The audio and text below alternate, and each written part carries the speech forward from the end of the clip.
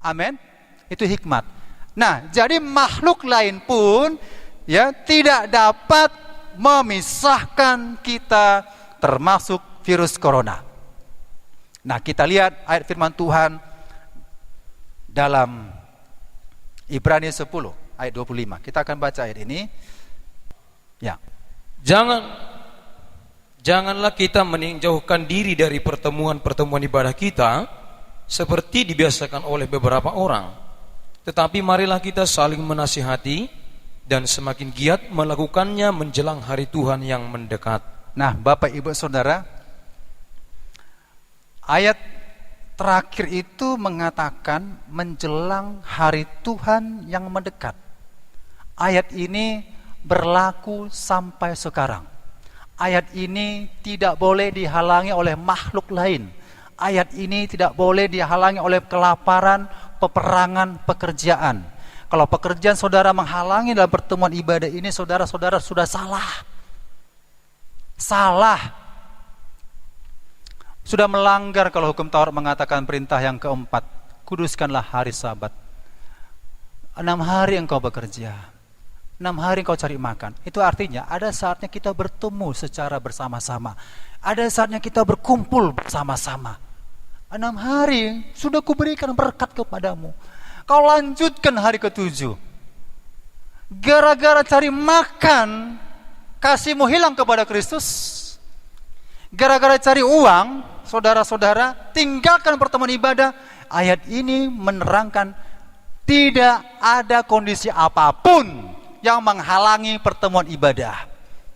Karena ayat ini mengatakan menjelang hari Tuhan yang mendekat. Ini situasi menjelang hari Tuhan yang makin mendekat. Ayat ini jelas mengatakan janganlah kita menjauhkan diri dari pertemuan. Ada 2 kata, pertemuan, bukan 1-2 kali ibadah. Bisa lebih daripada 1. Pertemuan ibadah kita.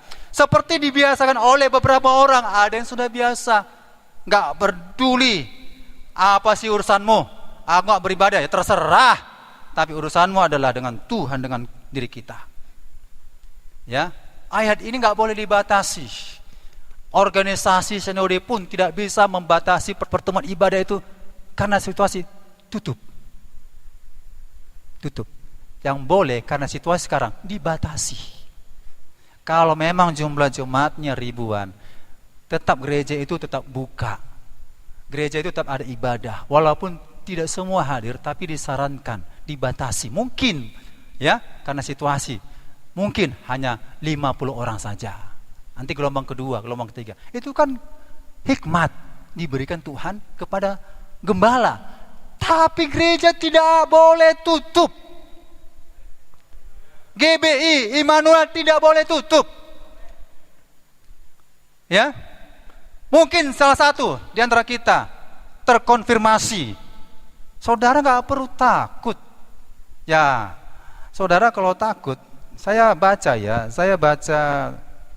catat tadi cerita Gideon. Saya baca cerita Gideon, saudara-saudara, yang bercerita begini ya. Gideon disuruh Tuhan untuk memerangi pasukan Midian. Gideon disuruh memilih dari 32.000 pasukan Israel. 32.000 pasukan Israel. Tuhan bilang, pilih siapa yang takut, pulang kau. Gak perlu banyak-banyak. Siapa yang takut, pilih. Semuanya dengan rasa ada ketakutan. Gideon tahu, ya. Gideon dikaruniakan melihat. Pulang. Pak Situmorang pulang. Pak Abe pulang, misalnya. Pak Storus pulang. Pak Naibaho pulang. Kamu pulang. Tahu saudara, yang takut itu berapa? 22.000 orang. 22.000 orang ketakutan. Apa yang diperintahkan Tuhan? Takut. Perang lawani orang Midian itu. Kan gak perlu takut karena kuasa Tuhan menyertai. Tapi diseleksi 22.000 orang ketakutan. Tinggallah 10.000 orang. Tinggal 10.000 orang. Disuruh Tuhan, ya, Gideon seleksi lagi. Di antara 10.000 orang ini ada yang tidak bijaksana, ada yang suka-suka, sok jago, sok hebat. Dalam Tuhan tidak perlu dalam sok hebat, tapi karena roh Tuhan selalu menyertai. Kalau sok jagonya dia, sok hebatnya dia, pulangkanlah dia. Tidak berjaga-jaga, gitu. Apa sih pedulinya? Aku kan disertai Tuhan. 1000, kau aku disertai Tuhan, tapi tidak berjaga-jaga, tidak berhikmat. Tes dulu, Gideon. Mereka suruh minum. Biarkan mereka haus dulu, haus sekali. Di situ akan kelihatan orang sok jago, ya, sok hebat, mengandalkan Tuhan tapi tidak bijaksana begitu, tidak berjaga-jaga. Tes. Tahukah saudara, orang sok jago itu memang mau berperang, mau dia berperang, ya. Yang sok hebat itu, yang tidak berjaga-jaga itu 9.700 orang. Dari mana ketahuannya? Ketika waktu dia minum, ya nggak apa-apa, Tuhan menyertaiku, haleluya. Minum, seperti anjing ya, gitu ya, menjilat air. Hanya 300 orang perwira, prajurit yang mengandalkan Tuhan dan berhikmat dalam Tuhan. Dia memantau situasi, dia ambil air sambil melihat kiri kanan. Itu. Jadi jangan kita katakan Tuhan menyertaiku, virus corona tidak kena bagiku, darah Yesus, tidak perlu vaksinasi, itu sok jago. Tuhan sudah berikan akal, pikiran, hikmat, pakai hikmat kita, tindakan iman kita. Makanya yang terseleksi itu 300 orang pemberani yang takut akan Tuhan, yang tidak takut mati karena yakin disertai Tuhan, dan Tuhan berikan hati yang bijaksana kepada pasukan itu. Itu artinya Tuhanlah yang memberkati mereka. Orang-orang seperti inilah yang akan masuk dalam hitungan Tuhan. Yang lain tidak hitungan Tuhan. Jadi kalau saudara kita takut, tidak dihitung Tuhan. Haleluya. Saudara takut beribadah, tidak dihitung Tuhan. Saudara tidak berhikmat, beribadah juga tidak dihitung Tuhan. Tapi saudara takut akan Tuhan, ya, beribadah kepada Tuhan, tapi juga harus disertai hikmat yang diberikan Tuhan, maka Tuhan akan melihat, inilah orang yang kupilih itu. 300 orang itu yang berkenan di hadapanku. Aku akan sertai, mereka akan mengalahkan musuh pasukan Midian itu. Maka kalah. Begitu saudara-saudara. Amin. Ya. Nah, di bahasa firman Allah yang hidup, coba ditampilkan di layar.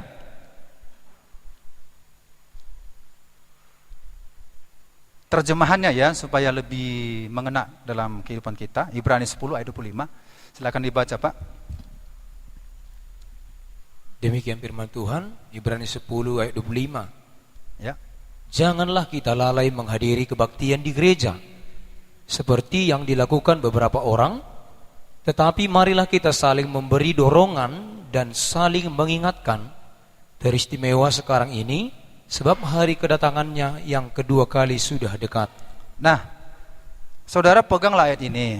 Gak perlu diragukan ayat ini. Saya gak mau meragukan firman Tuhan, ya, walaupun pengertiannya juga cukup luas ya firman Tuhan ya. Jadi saya ambil ini firman Allah yang hidup, terjemahannya mengatakan demikian.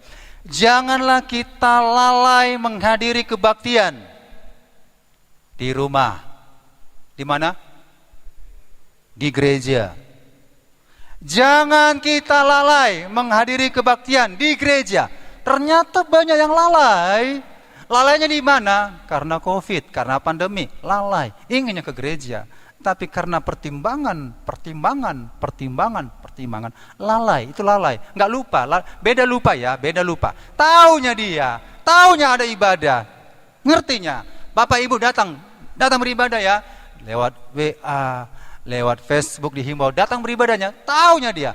Tapi lalai karena situasi kondisi yang mengkhawatirkan dia atau pekerjaan atau apa saja, lalai. Nggak lupa, beda kalau lupa ya. Kalau tanya, kita hari Minggu lupa beribadah? Nggak mungkin kan? Saudara-saudara, apakah saudara lupa hari Minggu beribadah? Iya Pak, saya lupa hari Minggu beribadah tanggal merah. Ada kelainan, betul ada kelainan. Orang Kristen kalau tanya, Bapak Ibu, diingatkan lagi, Bapak Ibu beribadah, apakah Bapak Ibu saudara lupa hari Minggu itu beribadah? Saya lupa. Udahlah, perlu ke psikiater diperiksa kesehatannya. Saya yakin semuanya tidak lupa, amin. Hari Minggu itu pertemuan ibadah, semua tidak lupa dan tidak akan pernah melupakannya karena memang sudah sistem masuk. Sistem artinya gini, kalau makan dan minum dari sistem, tanpa kita mau makan pun aba-abanya, indikatornya sudah muncul, perut kerok, wah berarti lapar, udah otomatis. Demikian juga pertemuan ibadah, tidak perlu pun saudara pikirkan, dia sudah otomatis akan teringat hari Minggu merupakan ibadah sabat bagi Tuhan. 6 hari aku bekerja, 1 hari akan kuutamakan beribadah. Tidak ada makhluk lain yang menghalangiku. Kelaparan juga tidak menghalangiku. Pekerjaan juga tidak menghalangi aku. Tidak, aku harus beribadah dan aku tidak akan pernah lalai. Ya, jangan kita lalai menghadiri kebaktian di gereja. Haleluya. Di gereja jangan lalai. Ya. Seperti yang dilakukan beberapa orang, ya pasti ada beberapa orang lalai, nggak peduli, cuek saja, ya. Yang penting aku dengan Tuhan, mau aku dimasukkan neraka tingkat 7 pun nggak apa-apalah, begitu mungkin dia merasa ya, lebih hebat daripada iblis begitu. Kalau saudara takut akan Tuhan, saudara harus beribadah. Ibadah itu sekali lagi merupakan tindakan kita takut akan Tuhan. Kalau Tuhan nampak seperti zaman Musa, Tuhan kelihatan Alfa dan Omega. Yohanes juga mengatakan ya. Di zaman Musa mengatakan, aku adalah aku, berlutut sujud tersungkur. Tersungkur, kita nggak sampai tersungkur, kita menghadiri kebaktian di gereja. Nggak dibilang, saudara harus tersungkur di gereja karena Tuhan. Tidak, menghadiri, masih level menghadiri, sudah ketakutan. Kalau ya Yohanes melihat Yesus itu, tersungkur. Akulah Alfa dan Omega. Saudara, memangnya hanya Yohanes Tuhan menampakkan? Tidak, kepada kita lewat suasana ibadah yang kita rasakan. Kita tersungkur di hadapan Tuhan. Amin. Ya, seperti yang dibiasakan oleh beberapa orang dan ini ya pesannya. Marilah kita saling menasihati. Ingatkan saudara-saudara temannya, di mana dia? Ayo beribadah. Jangan mundur, jangan takut. Begitu dong. Ya, dan semakin kendor, tidak, semakin giat melakukannya menjelang hari Tuhan yang mendekat. Bukan semakin kendor, semakin giat. Situasi sekarang ini bukan semakin kendor, tapi semakin giat, semakin menghadapinya. Haleluya. Itu prinsip pertemuan ibadah, itu hukum firman Allah, tidak boleh digeserkan karena makhluk lain, maka pertemuan ibadah stop. Karena kelaparan, maka ibadah pun, pertemuan ibadah stop. Saudara, bukan prinsip firman menjelang kedatangan Tuhan ini masih berlaku sampai saat ini. Katakan amin. Ya, masih berlaku. Nah, jadi saudara-saudara, dalam perjanjian lama, ibadah itu disebut abodah. Abodah, mengabdi. Jadi kita harus tahu prinsip ibadah dulu ya. Artinya begini, pertemuan ibadah bukan satu-satunya kategori ibadah, tapi salah satunya. Baik ibadah pribadi kita, itu ibadah. Saudara secara pribadi itu ibadah. Merenungkan, membaca firman itu ibadah. Ya, membantu orang, menolong orang itu ibadah. Menasihati atau apa ibadah. Tapi ingat, bentuk ritualnya. Ini bentuk ritual. Bentuk ritual pertemuan ibadah juga jangan dilepaskan. Dalam perjanjian lama itu disebut abodah. Abodah itu mengabdi sepenuhnya. Apa kata Tuhan? Ya. Abraham, tinggalkan Ur Kasdim. Pergilah ke tanah yang tempat di mana aku janjikan. Apakah dia melawan? Tidak. Mengabdi. Ya Tuhan. Laksanakan. Siap. Laksanakan. Gak tahu bagaimana depan. Ya, marah bahaya depan gak tahu. Gak tahu itu. Tanah pun gak tahu di mana lokasinya, gak tahu. Tapi ya Tuhan, mengabdi.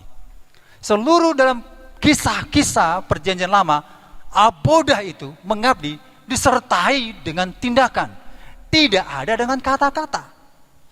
Tidak ada dengan ngomong doang. Enggak, ya Tuhan. Engkaulah segalanya. Saudara pintar bermazmur, ya, pintar menaikkan puji-pujian kepada Tuhan. Tanggung jawabnya harus diperbuat. Ya, ku mau cinta Yesus selamanya, meskipun badai berlalu, kan begitu ya? Meskipun ada badai, ternyata badai kita cuma pandemi ini. Nah, turun semangat 45-nya. Maksudnya semangat Roh Kudusnya. Nah, saudara-saudara, dalam perjanjian lama itu abodah. Saudara selidiki semuanya, abodah itu mengabdi. Tidak boleh melanggar ketentuan, peraturan yang sudah ditetapkan Tuhan. Sampai Musa pun, sampai tabernakel pun itu abodah. Semua ketentuan Tuhan harus dilaksanakan. Yang melanggar lenyap. Siapa yang gak beribadah? Mungkin pada zaman Musa. Siapa yang gak beribadah pada hari Sabat? Apa hukumnya? Gak dilaksanakan perintah Tuhan. Bunuh. Kejam Tuhan itu ya. Kesannya sangat kejam. Lempar pakai batu. Itulah jadi kuburannya. Bayangkan saudara. Perjanjian lama. Jangan coba-coba gak beribadah. Jangan coba-coba tidak memberikan persembahan yang terbaik. Kurban yang terbaik kepada Tuhan. Itu perjanjian lama. Abodah. Tidak berbantah-bantah. Ya Tuhan, apa yang kau katakan, amin, aku laksanakan. Sampaikan kepada Musa, kami rakyat Israel mengatakan, amin. Laksanakan. Itulah abodah. Dalam perjanjian baru, saudara-saudara, ya, lebih berkembang lagi. Ibadah itu latreia. Ibadah itu latreia. Kalau dikutip itu dalam Matius 4 ayat 10 dan Roma 12 ayat 1, itu berhubungan namanya latreia. Coba Pak baca Roma 12 ayat 1 ya. Saya kutip 2 ayat, tapi 1 perlu dibaca. Roma 12 ayat 1. Ya. Roma 12 ayat 1. Demikian firman Tuhan, Roma 12 ayat 1. Karena itu, saudara-saudara, demi kemurahan Allah, aku menasihatkan kamu, Ya. supaya kamu mempersembahkan tubuhmu sebagai persembahan yang hidup, yang kudus dan yang berkenan kepada Allah. Itu adalah ibadahmu yang sejati. Nah, kalau saudara punya Alkitab Sabda, ya, enak kalau ada kitab Sabda ya. Itu biasanya bisa diinstal di laptop atau komputer. Tinggal buka, tinggal klik dari bahasa Yunani. Dari bahasa Yunani, ibadah di situ disebut latreia. Latreia. Nah, latreia ini punya pengertian adalah menggunakan seluruh potensi yang kita miliki untuk satu kepentingan, mengkultuskan satu yang kita muliakan atau kita sembah. Memiliki apa yang kita miliki, mempersembahkan tubuh kita, apa yang kita miliki. Persembahan hidup, bukan persembahan yang mati. Kalau persembahan yang mati itu namanya bukan latreia, tapi persembahan yang hidup, saudara ada fungsinya, bisa dipakai. Talenta saudara bisa dipergunakan, kemampuan saudara bisa dipakai Tuhan. Pikiran saudara apa semuanya apa kita miliki hidup bisa dipakai Tuhan. Itulah disebut ibadah latreia. Jadi kalau ada orang beribadah nggak mau dipakai, saudara itu tidak beribadah. Itu prinsip perjanjian baru. Ngapain aku melayani, menyanyi? Ngapain aku menyapu gereja? Ngapain aku keamanan? Minimal ada potensi kita, kemampuan kita berikan kepada Tuhan. Itulah latreia.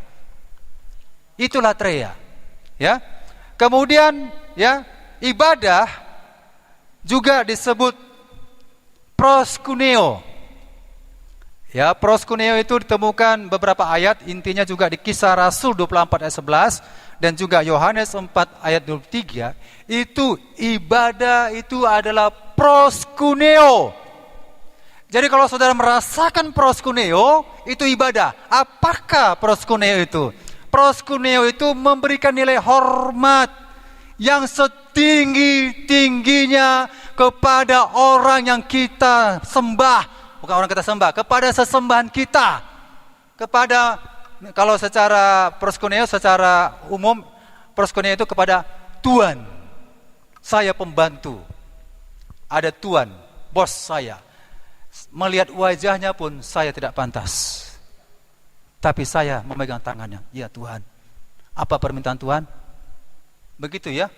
Seperti Raja Ahasveros itu ya. Gak boleh itu, lihat. Gitu. Itu proskuneo. Seorang hamba datang kepada Tuhan, gak pantas melihat wajahnya, gak pantas mengkasarinya, gak pantas menghujatnya. Dia harus bisa memberikan terbaik. Sampai minyak yang harum pun diberikan oleh Maria, minyak narwastu ke kaki Yesus. Gak pantas melihat wajah Yesus, tapi aku berikan nilai hormat kepada dia. Itulah proskuneo. Kalau saya tidak menghormati Tuhan, lebih menghormati pekerjaan, lebih menghormati orang tua saya, lebih menghormati anak saya, itu bukan proskuneo. Proskuneo itu nilai terhormat setinggi-tingginya adalah kepada Allah yang kita sembah dalam nama Yesus. Proskuneo. Saudara datang kemari bukan untuk menerima nilai hormat Pak Gembala. Saya, siapa melihat? Tidak. Saudara melayani sini, proskuneo, saya berikan terbaik kepada Tuhan. Tidak asal-asalan. Nih, bukan untuk sombongan. Persiapan juga capek saudara. Ya, kalau disuruh Pak Gembala mengatakan hari Minggu khotbah ya. Kalau mau jujur, aduh ngapain saya khotbah? Menyita waktu. Memeras otak gitu ya. Tahu saudara, kalau dipesankan hari Minggu khotbah. Tapi yang namanya proskuneo, yang namanya latreia harus diterapkan. Bukan masalahnya saudara, masalahnya begini, aku nggak bisa, nggak mau lagu, nggak boleh. Saudara tampil bukan saudara hebat, karena sudah diperintahkan. Worship leader ya hari Minggu ya, nggak bisa. Jangan kata nggak bisa. Baik tidak baik, saudara, jelek tidak jelek suaranya, tidak ada masalah di hadapan Tuhan. Patuh kepada Tuhan. Haleluya. Enggak sejago Joy Tobing pun saudaranya, suara saudara enggak seperti itu. Tapi karena saudara proskuneo, latre kepada Tuhan, itu lebih berharga di mata Tuhan daripada di mata manusia. Saudara bilang agak bagus. Gak ada persiapan. Enggak. Lebih hebat di sana orang dunia. Saudara, itu nilai manusia. Tapi yang kita minta adalah nilai proskuneo daripada Tuhan. Saya melakukannya dengan penuh hormat kepada Tuhan, memberikan persembahan yang setinggi-tingginya hormat kepada Tuhan. Proskuneo, menyembah Tuhan dalam roh dan kebenaran. Roh plus kebenaran. Gak cukup saudara ngomong-ngomong doang begitu roh saudara komunikasi, tapi dengan kebenaran, aletheia bahasa Yunani, artinya dengan keseriusan, dengan kesungguh-sungguhan. Gak main-main. Jadi kalau saya disuruh, saya pun berpikir tidak mau sekolah apa ya. Oh, satu kata tulis. Bukan langsung dapat, enggak. Ya, besok entah kemana-mana jalan atau mau belanja, merenungkan dikit bentar apa ya. Kan begitu ya. Pasti yang memimpin pujian sama seperti saya itu. Apa ya nanti saya tampilkan ya. Terlintas, catat dulu. Kadang-kadang ke tangan. Nah, ini tadi ke tangan saya tulis. Oh, tangan. Kadang-kala ada lintasan kalimat-kalimat motivasi, kalimat-kalimat firman Allah terlintas. Oh iya nanti ini. Oh, catat dulu. Barulah dipersiapkan Jumat malam atau Sabtu malam, dikonseplah semua, digabungkanlah semua. Itu kan namanya proskuneo. Ya, proskuneo. Jadi saudara, ibadah dalam perjanjian lama, perjanjian baru, diteguhkan lagi perjanjian baru, ya, latreia dan proskuneo. Satu lagi saudara harus ketahui, ya, ibadah dalam perjanjian baru itu ditemukan di Kisah Rasul 13 ayat 2 dan Filipi 2 ayat 14, ayat 17 maksud saya, ya. Itu ibadah dalam bahasa Yunaninya liturgia. Bukan proskuneo, bukan latreia. Di situ ditemukan liturgia yang artinya, ya, ada tata upacara, ritual keagamaan, ada yang dilakukan oleh imam-imam. Jadi liturgia itu berarti saudara, kita beribadah, kita ini disebut imam-imam. Kita bukan penonton-penonton yang budiman, tapi kita menjadi pelaku-pelaku yang budiman. Apa yang bisa saudara lakukan sebagai imam di rumah Tuhan? Berarti ini dilakukan dalam pertemuan ibadah yang dipercayakan, apa yang harus dilaksanakan, pelayanan apa yang kamu lakukan. Itu liturgia. Apakah sebagai worship leader, pengkhotbah, atau yang lainnya, atau apa saja terlibat dalam tata ritual ibadat untuk memuliakan nama Tuhan. Itu liturgia. Amin. Nah, 3 hal ini dalam perjanjian baru ini harus melekat, masuk. Kalau nggak masuk saudara, sepele ibadah itu. Pasti, saya yakin kalau tidak mengerti latreia, tidak mengerti proskuneo, tidak mengerti liturgia, sepele namanya dengan ibadah.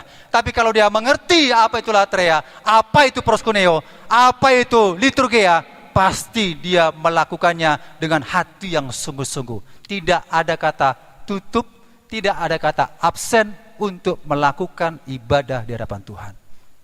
Amin. Saudara, kita semua, saya juga harus menyadarinya. Kadangkala ada goda-godaan, tapi kita harus melaksanakan itu. Nah, saudara, jadi dalam pertemuan ibadah kita ini, ya, apa yang harus kita lakukan? Sikap-sikap apa? Tadi saya katakan sikap yang benar itu adalah pertemuan ibadah tetap dilaksanakan dan juga kita harus berhikmat. Ya. Yang pertama saudara, tetap beribadah, jangan takut. Tetap beribadah, jangan takut. Yosua 24 ayat 15 berkata, ya, Yosua mengatakan begini, aku dan seisi rumahku, kami akan beribadah kepada Tuhan. Apakah tantangannya? Sekeliling dia, semuanya penyembah berhala. Allah mana yang kau sembah? Tapi aku dan seisi rumahku, kami beribadah kepada Tuhan. Ingat perkataan seisi rumahku, beribadah kepada Tuhan. Seisi rumah bukan beribadah hanya suami, istri beribadah, anak nggak beribadah. Itu bukan seisi rumah. Seisi rumah, istrinya, anaknya beribadah. Tidak seisi rumah. Seisi rumah apa? Anaknya saja beribadah, orang tuanya main bola, mamanya belanja. Tidak beribadah, bukan seisi rumah. Seisi rumah apa? Bapaknya, mamanya, anaknya, kalau ada cucunya. Aku dan seisi rumahku, kami akan beribadah. Itu menunjukkan tidak perlu ada rasa kekhawatiran, takut apa yang dihadapi. Jadi seisi rumah harus beribadah.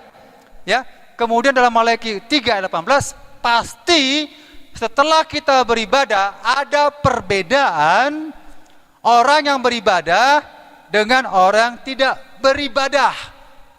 Ada perbedaan.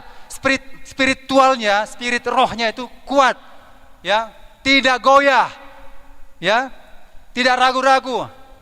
Saudara, mengimankan firman Tuhan itu kalau orang yang betul-betul beribadah tidak pernah ragu-ragu apa yang kata firman.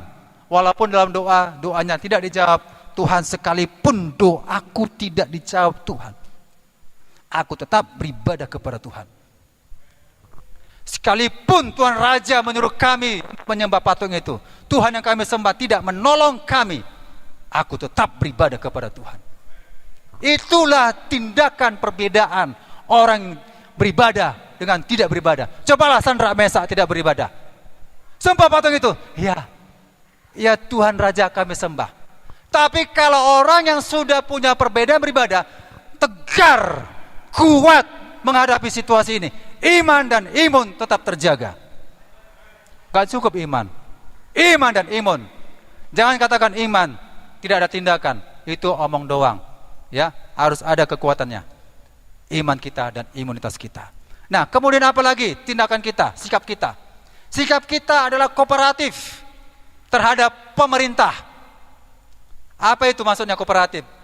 Mau bekerja sama, jikalau ada hal himbauan yang baik, ya, aturan yang baik, kita kooperatif, kerjasama.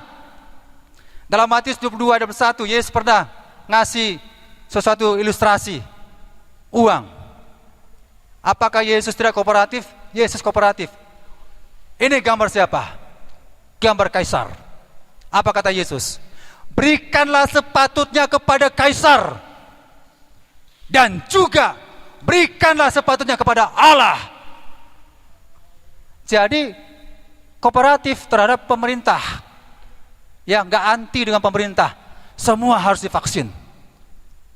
Kata pemerintah kan, untuk mengurangi korban-korban yang kena terpapar COVID-19. Ya, kita kooperatif. Ya, saya divaksin. Bukan karena tidak beriman. Tidak ada hubungannya tentang masalah iman tak beriman. Itu tindakan kita kooperatif dengan pemerintah. Haleluya. Kalau Roma dikatakan 13 ayat 1, kita takluk kepada pemerintah. Dialah hambanya Allah. Ya. Kemudian yang ketiga, berhikmat. Tindakan kita berhikmat atau bijak. Coba Pak baca di Amsal, ini ayat terakhir karena waktu kita. Amsal 22 ayat 3. Amsal 22 ayat 3. Kita harus bijak. Ya. Kalau orang bijak melihat malapetaka, bersembunyilah ia. Tetapi orang yang tak berpengalaman berjalan terus, lalu kena celaka. Nah, kalau orang bijak melihat malapetaka, tentunya malapetaka bahaya, bersembunyilah ia, itu bijak. Tetapi orang yang tak berpengalaman berjalan terus, lalu kena celaka. Kita yakin percaya Tuhan melindungi kita, tetapi ada hal-hal yang harus kita lakukan secara bijaksana. Tidak selamanya kita mengatakan, ya, Tuhan itu perlindungan saya, darah Yesus, tetapi tidak bijaksana, itu salah. Bijaksana ini artinya kita tidak mencobai Tuhan. Kalau di depan kita ada mara bahaya, kita anggar-anggar hebat, kita anggar-anggar jago, Tuhan menyertai aku, nah tembak aku gak apa-apa, tewaslah kita. Kita harus bijak. Banyak hal contoh-contoh di Alkitab, memang banyak orang mengutip ayat-ayat perlindungan Tuhan. Sampai iblis pun mengatakan kepada Yesus, ayat perlindungan Tuhan ya, jikalau engkau anak Allah, lompatlah dari hubungan Allah ini, maka malaikat-malaikat akan menopangmu. Apa kata Yesus?